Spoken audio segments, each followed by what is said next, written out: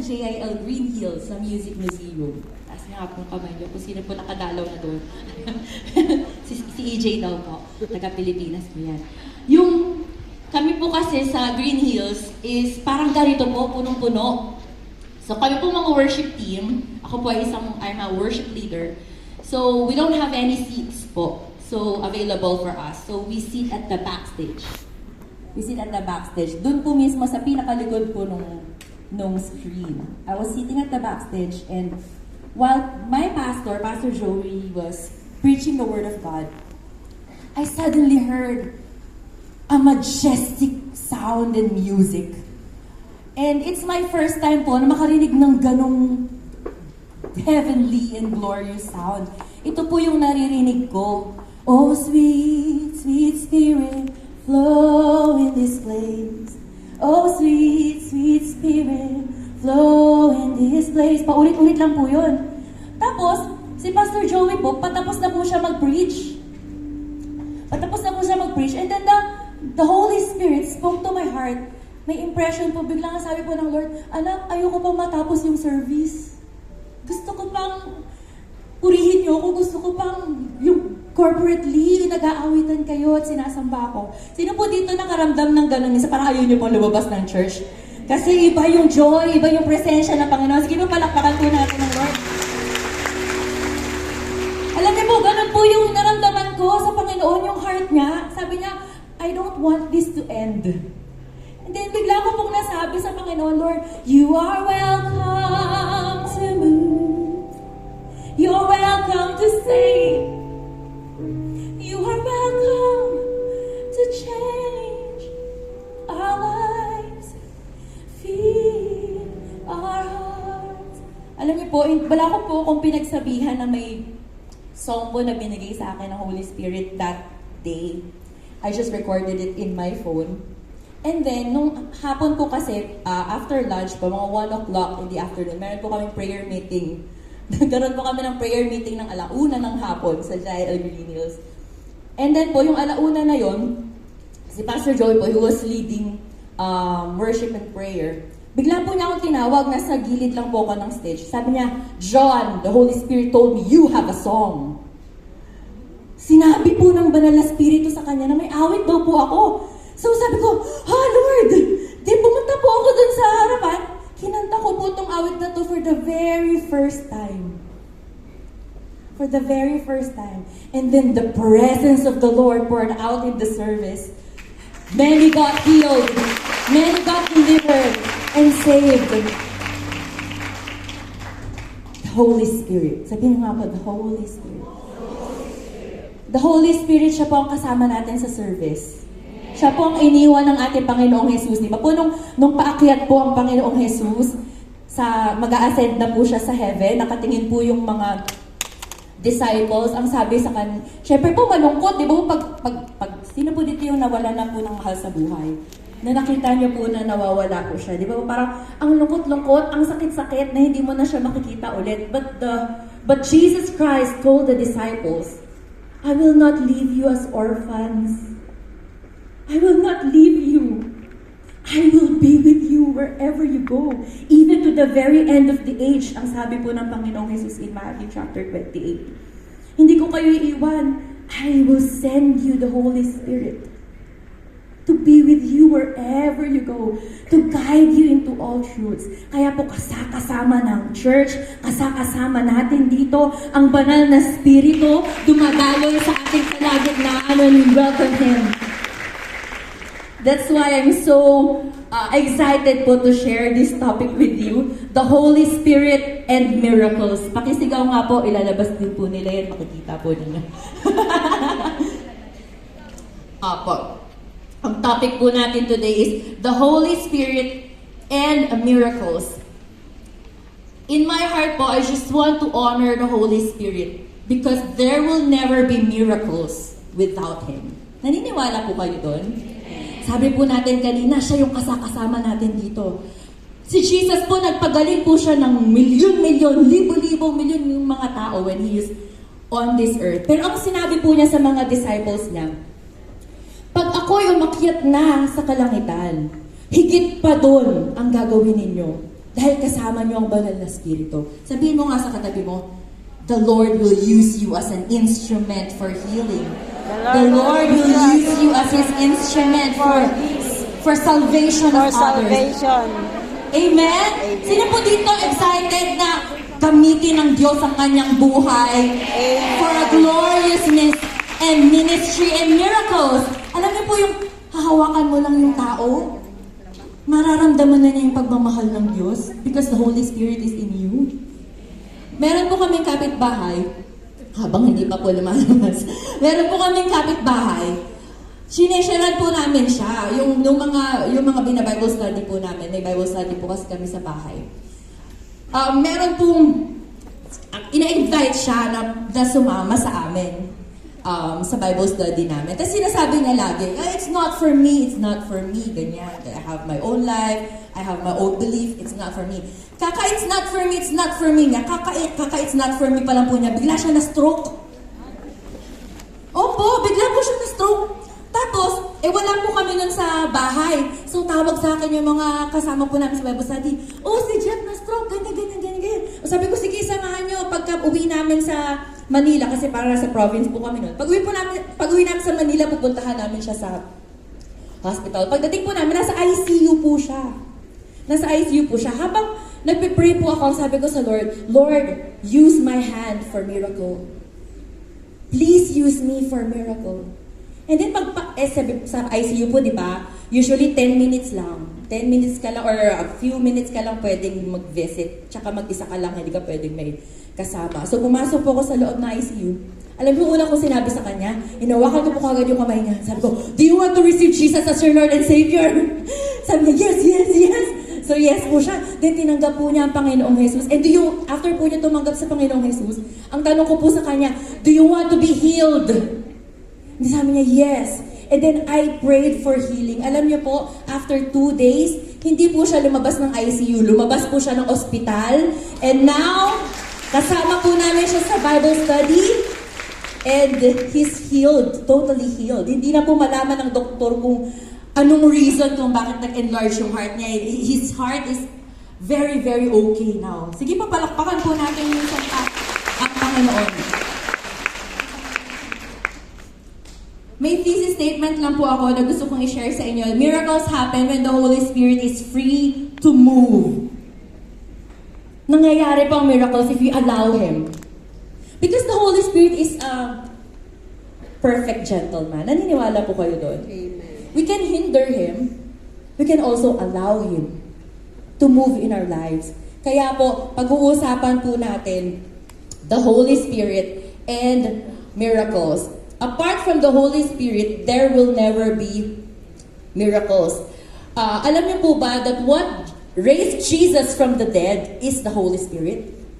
Pakibasa na lang po Romans chapter 8 verse 11. If you could flash po sa Easy Worship po.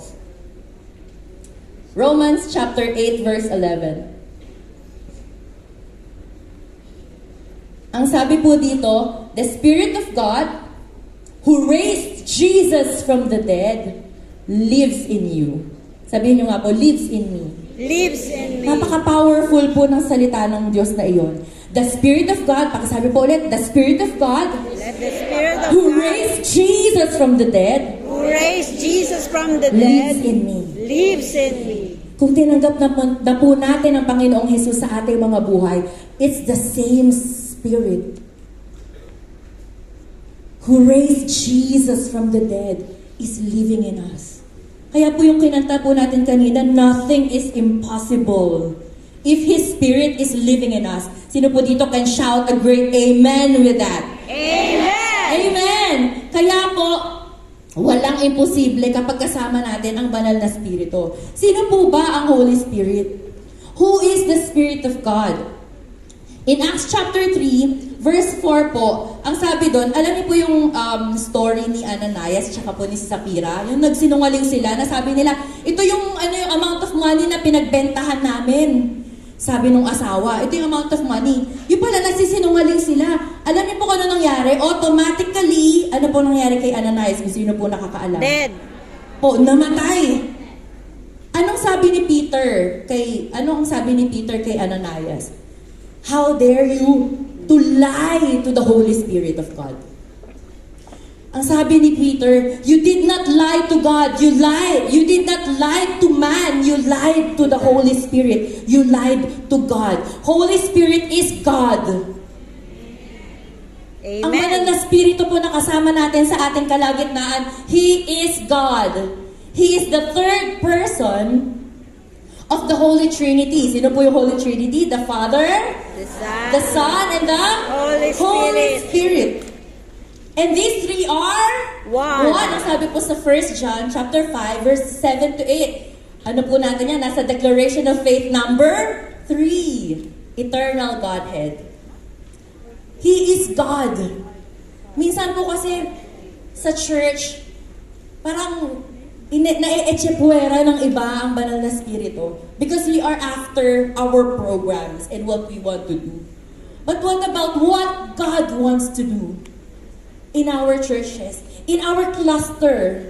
Kahit po sa cluster natin, meron pong gagawing revival ng Panginoon. Sino po dito nananampalataya? There's gonna be a revival here in Hong Kong for the Lord, for the glory of God. Amen. Amen? If we allow Him to freely move, if we allow Him to speak to us, if we become sensitive to the leading of the Holy Spirit, there will be a revival. The Holy Spirit is our advocate. Sabihin nyo nga po, advocate. Advocate. In John chapter 14, verse 25 to 26, in next, slide number 8 po. Ang sabi po dito, I have told you these things while I am with you. But the Helper, Comforter, Advocate, Counselor, Strengthener, stand by, the Holy Spirit, whom the Father will send in my name,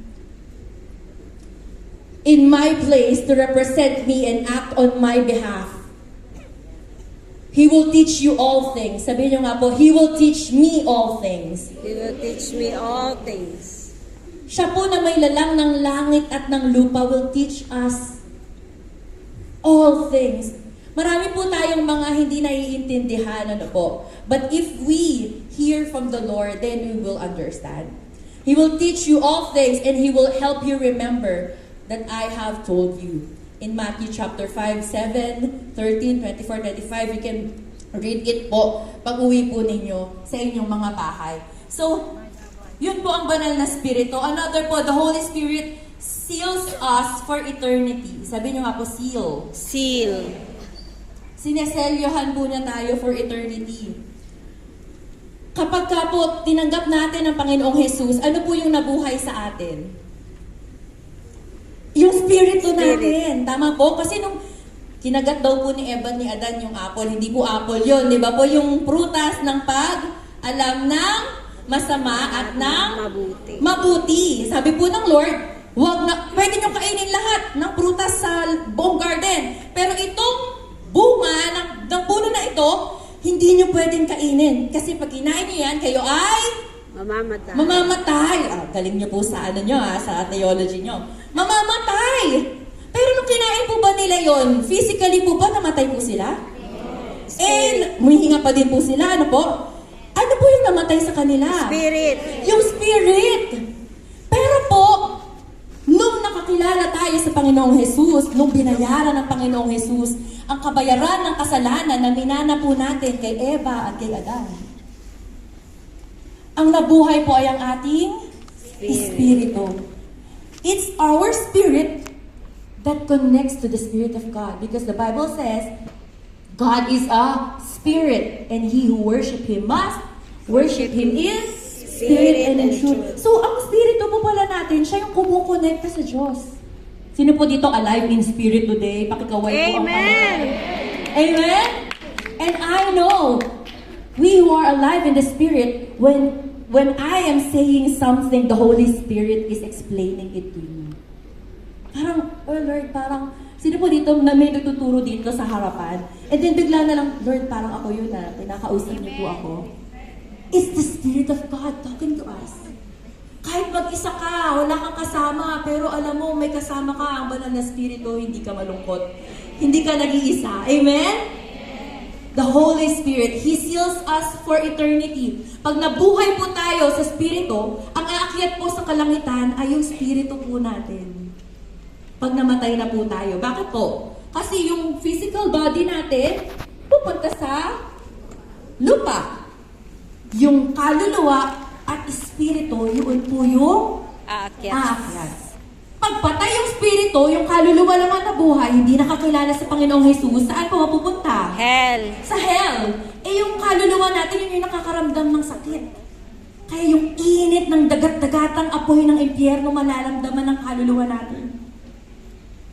But our spirit will enjoy the presence of the Lord forever because we are alive in the Amen. Spirit of God. Amen! Amen.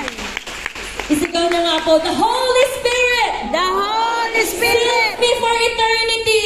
seals me for eternity. Sa mata po pala ng Diyos, tayong mga nakatanggap sa Kanya at nakakilala sa Kanya bilang Diyos sa sariling tagapagligtas, may seal.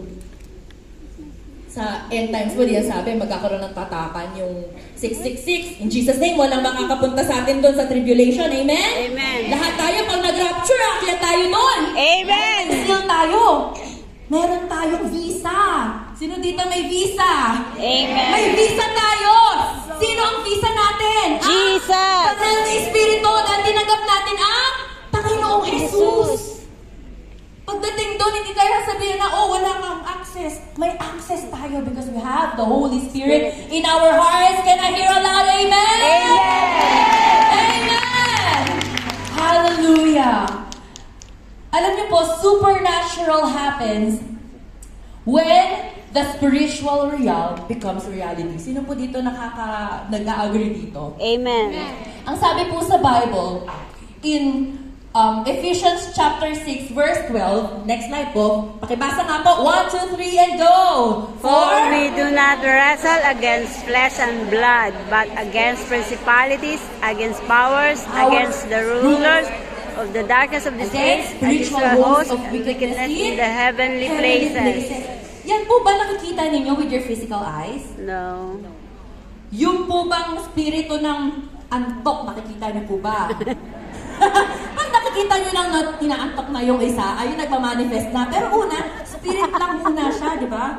Yung spirit ng kawalan ng, like, pag nag-pray opening prayer, or yung spirito ng kawalan ng ganang makinig ng salita ng Diyos, di ba binabind natin yan? Yung spirit ng sakit at karamdaman, di ba binabind natin yan? Eh sabi po dito, it's in the spiritual realm, our battle. We do not wrestle against flesh and blood.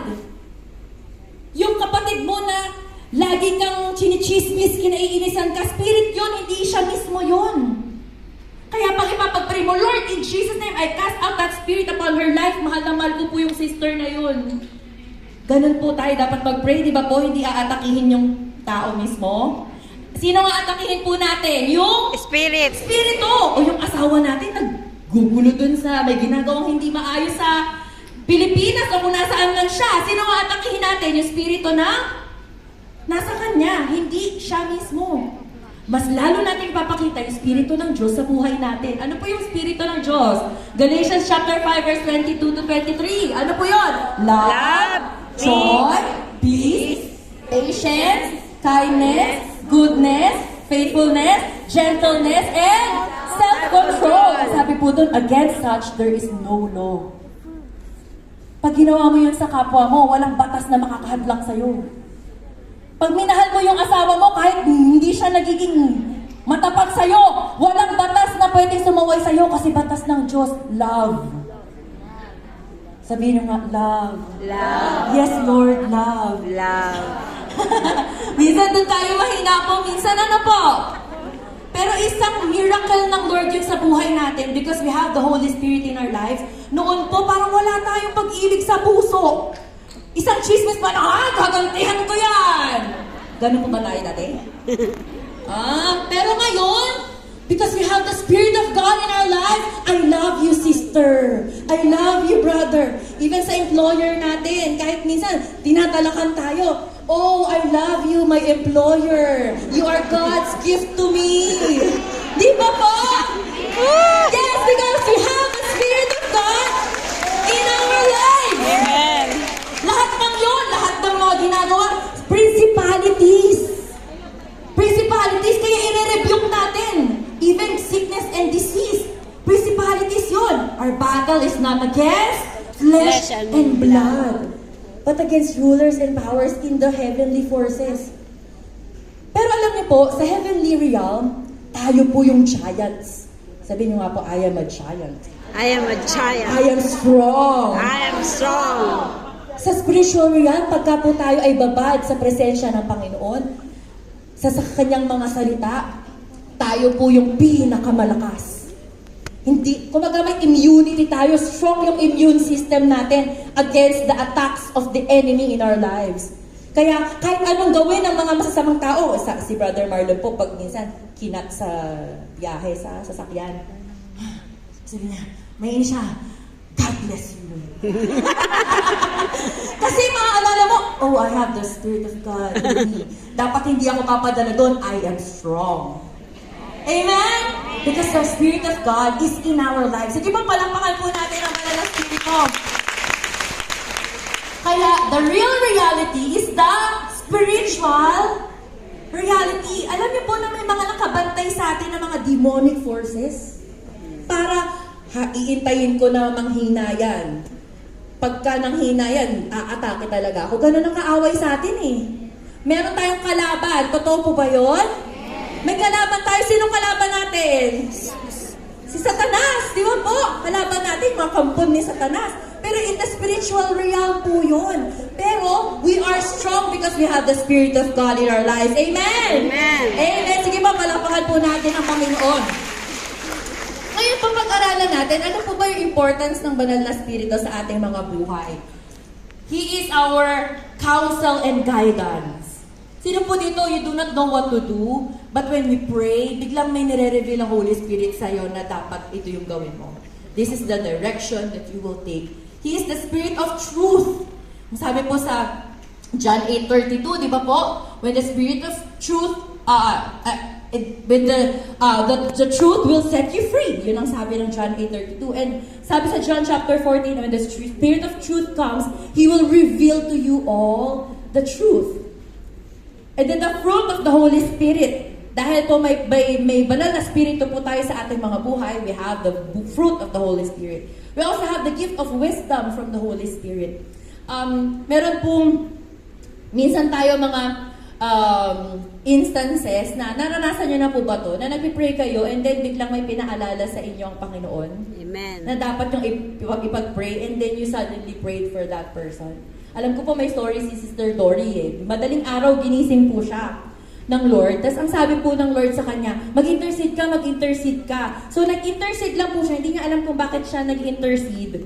Nag-speak in tongues lang po siya. And then, hindi po niya alam na si Brother Eddie pala on the other, barangay, ay merong person na may samurai na tatagain si Brother Eddie. Hindi po alam ni Sister Dory yun, pero intercede lang siya ng intercede. Si Brother Eddie po, habang nandun po at nakikipag-wrestle dun sa doon po sa taong may samurai na aluhin po siya, papatayin po siya. Nilayans po ni Brother Eddie yung kamay niya, tapos sabi niya, in Jesus name. Pag in Jesus name po niya dun sa tao, bigla daw pong bumagsak yung lalaki na may hawak ng samurai. Tapos, doon na po nakaalis si Brother Eddie. Tapos pag-uwi po ni Brother Eddie sa bahay, kinuwento po niya kay Sister Dory. Tapos sabi po ni Sister Dory sa kanya, kaya pala ginising ako ng Lord. Pray lang ako ng pray. Hindi ko alam kung ano yung... And then nung may kapayapaan na ako, natulog na ako ulit. Kaya po minsan, sino po dito yung minsan ginigising kayo ng Lord ng madaling araw, mag-pray lang. Kahit po malayo yung mga kamag-anak po natin, mga mahal natin sa buhay, malapit po sila sa panalangin. Amen?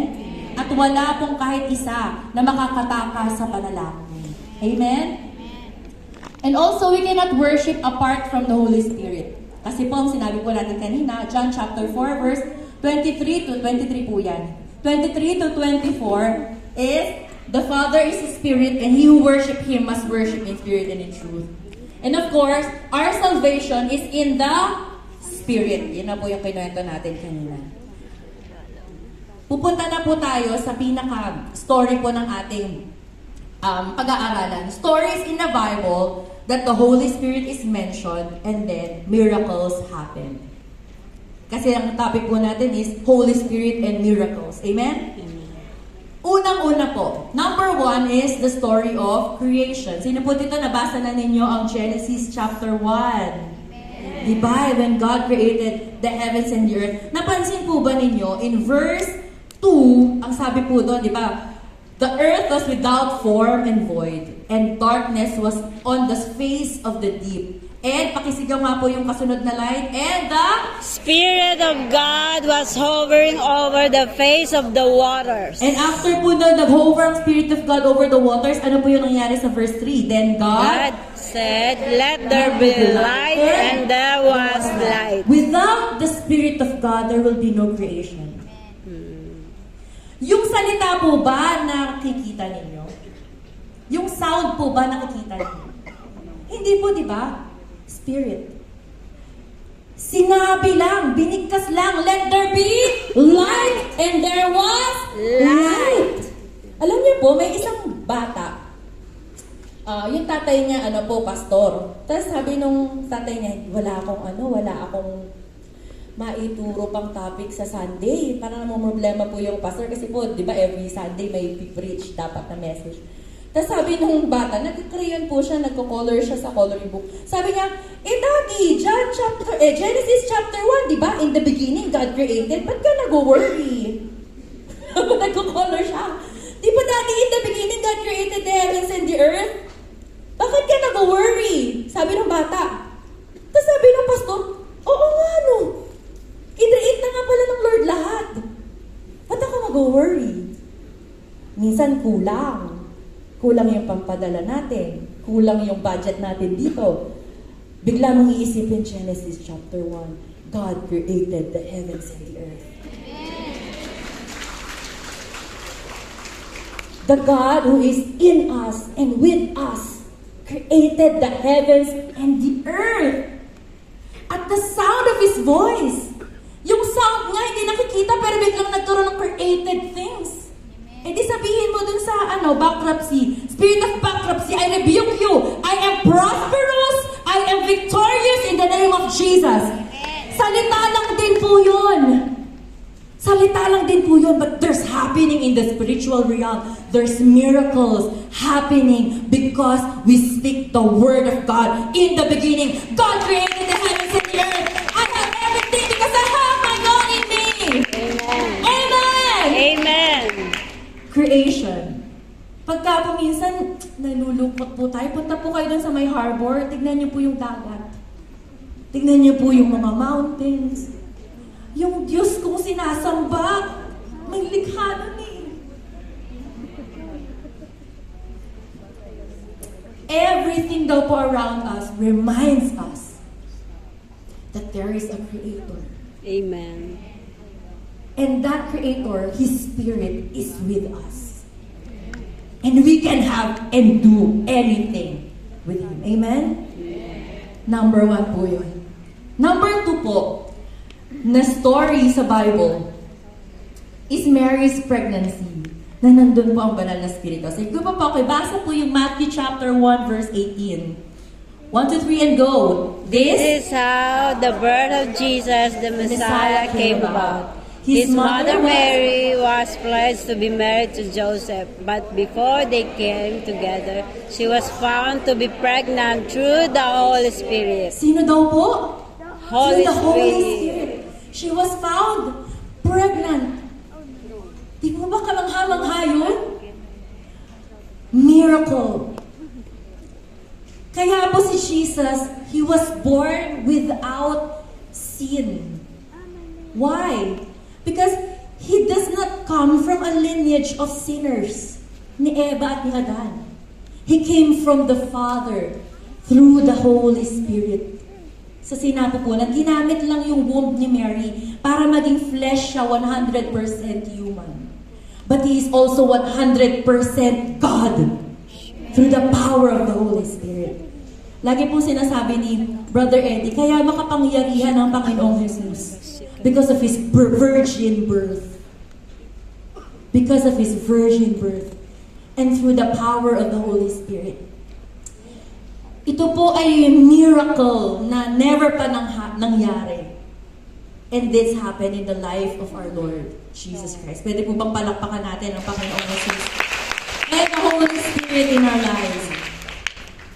Mabilis na po ako para hindi mabagal. Yan po. Tama po yun. Sinabi din po yun ng aking asawa, si Brother... Ay, asawa ko po pala siya. Si Brother Marlon po. Yan. Opo. Number 3 po is Jesus' ministry on earth. The Holy Spirit has an integral part, has a huge part in the ministry of our Lord Jesus Christ. Nung nagpakilala na po ang Panginoong Jesus bilang Diyos sa mga tao po, sa mga Israelita nung time na yon. Sinabi po niya itong Luke chapter 4, verse 18 to 19. Sige po, basahin po natin sabay-sabay. 1, 2, 3, and go. The Spirit of the Lord is upon me, for He has anointed me to bring good news to the poor. He has sent me to proclaim that captives will be released, that the blind will see, that the oppressed will be set free, and that the time of the Lord's favor has come. The first line po, the Spirit of the Lord is upon me. After po siya niyan, mabaptize ng water ni John the Baptist. Pinoclaim po na yun. Kasi nung binaptize po siya, sino po yung nakita doon? Di ba po may dove na bumaba sa kanya? Parang nakita po ng mga tao, parang dove ang sabi nga po ng Panginoon kay John the Baptist kung sino yung bababaan ng Spirit. Siya ang anak ng Diyos. And then, nakita ng lahat that the Spirit of God ascended upon the Lord Jesus Christ. And that became the start of His ministry. Healing the sick, setting the captives free. Yun po naging ministeryo ng ating Panginoong Jesus. And it's because of the power of the Holy Spirit upon His life. Pati hindi po nag-ministry si Lord nung siya po ay 5 years old, 13 years old. Naisip niyo po ba yun? Wala pa yung Holy Spirit sa Wala kanya. pa. Hindi pa siya nagde-declare ng publicly na nakita na bumaba ang banal na spirito sa kanya. Kaya din po, di ba, ang sabi ng Panginoong Jesus sa mga disciples nung nag-ascend na po siya, ang sabi po niya, tarry in Jerusalem until you are endued with power from on high. Kasi hindi natin kaya mag-ministry apart from the Holy Spirit. Imposibleng makapag-born again tayo on our own strength. Amen? Only through the power of the Holy Spirit. At ganoon din po ang ministeryo ng ating Panginoong Jesus. And whenever He passed by or whenever He preaches the word, ang sabi po sa Luke chapter 5 verse 17, sige po, pakibasa po ito. 1, 2, 3, and go. And it came to pass on a certain day that He was teaching, that there were Pharisees and doctors of the law sitting by, which were come out of every town of Galilee and Judea and Jerusalem. And the power of the Lord was present to heal them. Ano po nangyari? While Jesus was teaching the word and preaching, naramdaman niya that there is the spirit of healing flowing in their midst. Ang ginawa po ng Panginoon sa mga sumunod na verses, He healed all of them. He healed all of them. Sino po dito meron kayong dinadala ng mabigat na sakit at karamdaman or kamag-anak po ninyo that you are praying for today po? I believe the Spirit of the Lord is present. Amen. Today. Itaas niyo lang po ang inyong kamay if it's you po. Sige po. Sa pagtaas po natin ng ating mga kamay, you are exercising your faith that the Lord will do something. And He's not limited by space nor distance. And He will touch you and the people that you're praying for. Sige po, let's just... And right now po, the spirit of healing is flowing. Pray for that person po that you're praying for. Or pray for yourself. Hallelujah, hallelujah. Yes, Lord. Lord, I pray for your healing touch to be upon them as they hear your word, oh God. You are touching them right now, Lord, from the crown of their head to the soles of their feet. I rebuke sickness and disease upon their lives. In the name of Jesus. In the name of Jesus. Touch them, Lord. Touch them and make them whole. Touch them and make them whole. By the power of your Holy Spirit. Thank you, Lord. Now, begin to say thank you, Lord. Thank you, Lord. By faith we receive. By faith I receive By it. faith I By faith I receive it. In Jesus' name. Amen. Amen. Sabi And ko amen. kalagitnaan, may request na po ng Spirit sa akin. There are nights na hindi po kayo makatulog because of a bad dream. Hindi po namin alam kung sino po kayo ngayon pong umaga. But just raise your hands ngayong pong oras na ito and feel the anointing of God present to heal you even right now. Father, in Jesus' name, release the Spirit, O God, that will bring peace to that sister, to that brother in Jesus' name. As we rebuke that spirit in Jesus' name. We rebuke that spirit of unrestlessness, O God. Pinalayas namin anuman pong espiritu na gumugulo sa kanilang pagtulog sa pangalan ni Jesus. And release your anointing, O God, Yes, Lord. even right now, Yes, in Lord. Jesus' name. Claim and receive the healing Thank you, Lord. and praise the Lord for the answers to your prayer. Palakpakan po natin ang Hallelujah. Panginoon. Thank you, Lord. Wow.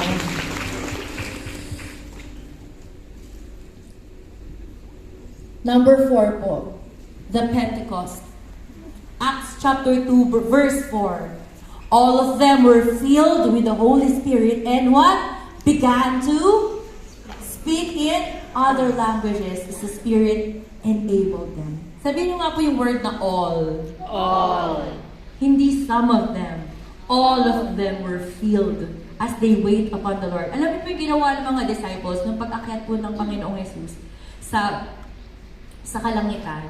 Ang ginawa po ng mga disciples, kasi sabi po ni Lord, I will come back soon. Sinabi ni Lord yun 2,000 years ago, soon. Eh, how soon is soon right now? Kung soon na yung 2,000 years ago, eh, soon din po ngayon. Pero nung sinabi ni Lord yun na soon, ang ramdam po ng mga disciples, anytime Jesus can come back. Kaya ang ginawa po nila, every day they gather in the upper room. Hanggang bumaba po ang banal na spirito nung araw na yun sa kanila. Kaya po, never neglect the meeting of God's people. Sa mga first time po namin nakasama ngayon sa service na ito, hindi po aksidente na nandito po kayo. Hindi po aksidente na dinala po kayo, ang panyapak niyo po dito. May plano po ang Diyos sa inyo dahil mahal na mahal po niya kayo. Gusto po ng Panginoon sa kanyang muling pagbabalik, lahat po tayo makakasama. And alam niyo po yung miracle na nangyari nung bumaba po ang banal na spirito sa mga disipulo. In Acts chapter 2, verse 41, sa mga sumunod po na verses. Pakibasa nga po. 1, 2, 3, and go! Those Those who accepted his message were baptized, and about 3,000 were added to their number that day. ilan nga po? 3,000. Isang preaching pa lang po ni Pedro. 3,000 were added to their number. That's great miracle. Amen? Kapag po pala tayo filled with the Holy Spirit, ang Panginoon na po mismo yung kakausap sa mga tao to believe in our message. Kaya po lagi nating i-ask ang wisdom, ang anointing ng Panginoon whenever we share the Word of God. I believe, alam ko po, lahat tayo dito are sharers of the Word. Amen? Amen. And I believe po, thousands of people will be added here in Hong Kong for the glory of God because there's a revival happening here. Not even Filipinos will receive the Lord. Even our employers, all the Chinese, the Hong Kong national will receive the Lord Jesus Christ Amen. because they will see the Lord in our lives and they will believe in our message and testimony. Amen. Amen. And that's the miracle that we want in this generation. Yung soon po noon, soonest na ngayon. Anytime, pakisabi sa katabi mo. Kapatid, anytime. Sino po dito, hawak nyo buhay nyo? Alam niyo po ba mangyayari sa atin mamaya? Bukas po. Sa susunod na araw. Di ba po hindi? Yun po yung common denominators po nating lahat. We do not know what will happen to us Any time of the day. Yung kapatid po ni Pastor Sam Binalya, yung amin pong GIL worship director. His brother was very, very healthy. He was only 18 years old when he died. Ang sabi, explanation po ng doctor, his heart just expired. That's all. No symptoms, nothing. Nag-expire lang yung puso, kaya silang tatlo po silang magkakapatid. Kaya po yung silang dalawa, nagpa-check up lahat, everything ganyan. Kasi wala pong symptoms. We do not really own our lives. Merong Diyos na nagmamay-ari sa ating mga buhay. And if we give our lives solely to Him, hindi po tayo mag-worry what will happen to us. Amen. Because we are sure, 100% sure, that we will go there in heaven with Him forever. Amen! Amen! And number 5 po, the spirit of joy and giving. Pakisabi nga po, joy and giving. Joy and giving. Amazing po yung miracle na nangyari when the Spirit of God is upon the first believers of Christ. Ang sabi po dito, Acts chapter 4, verse 34, and there were, 1, 2, 3, go, no needy persons among them. For time to time, those who owned land or houses sold them, bought the money from the sales. Walang bankrupt. Kasi nakapagbigay sila sa Panginoon. And dahil nagbigay sila sa Panginoon, everything was given to them. Pinagpala ng Diyos yung first believers, yung early church. And also in Acts chapter 8 verse 8, and there was great joy. Patingin nga po ng great joy sa mga mukha. May great joy po ba sa katabi ninyo? Amen? Pag nasa atin ang banal na Espiritu, there's great joy in our lives. Amen! Last na po. Tapos na po si Ate Joanne, si Sister Joanne. How? Sister Joanne, how? How to live daily in the miraculous through the power of the Holy Spirit. Gusto niyo pong malaman? Mabilis na lang po. Pakibasa po. Number 1, always Seek the presence of God in your life. Kasi lagi lang po siyang nandyan. Amen? The Holy Spirit is always there. But we have to acknowledge Him. We have to seek Him. Ang sabi po ng Bible, He who diligently seek me will find me. If they seek me with all of their heart. Hindi lang every Sunday. Sabi mo nga sa sister mo, sa katabi mo, brother, hindi lang tuwing linggo. Hindi lang tuwing Araw-araw, kapatid. Meron pong isang sister natin sa Manila. Dahil po lagi niyang kausap si Lord. Pwede niya pong kausap si Lord every time eh. Para siyang best friend dati, no? Lagi natin siyang kasama. Eh dahil lagi niyang kausap si Lord, nagbabayad siya sa jeep. Sabi niya, Lord, bayad po. Sabi po niya. Kasi po nagbabayad mo siya sa jeep. Pero ganun din pag lagi mong kasama ang Panginoon, di ba? Nakikita ng mga tao sa paligid mo na the Lord is really upon you. Number 2, ano pa? Pakisigaw. 1, 2, 3, go! Keep up! sanctified life. Sanctified life. A holy life before Him. You know what? Meron po akong sinasabi lagi sa mga life group members ko po eh. When the Holy Spirit is upon you, di ba pumasok siya, may manifestation. Ano po yung manifestation nung tinagap natin ng Holy Spirit?